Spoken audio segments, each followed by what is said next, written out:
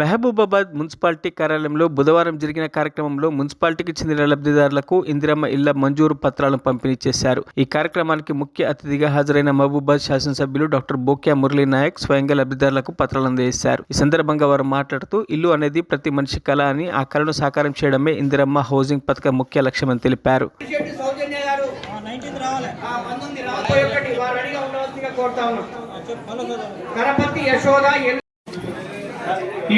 సాయిరామ్ గారు,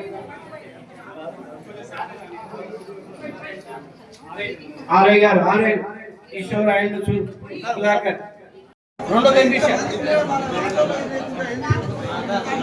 రెండో బెనిఫిషియర్ పనిశాల శైలజ వారు రావాలి.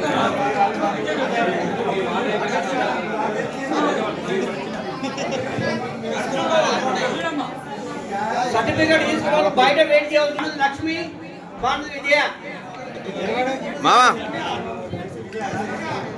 ఏ మామా కొంచెం ఏ బాజీ బెనిఫిషియర్ రెండవ 12 వార్డు పూసపాటి సుశీల కాపల కావ్య గారు రెడీగా ఉండాల్సిందిగా వారిని కోరుతా ఉన్నాం. సుశీల గారు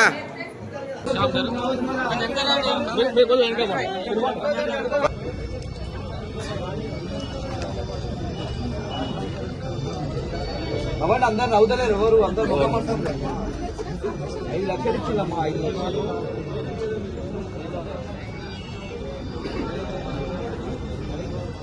మరిన్ని అప్డేట్స్ కోసం మా ఛానల్ని సబ్స్క్రైబ్ చేయండి.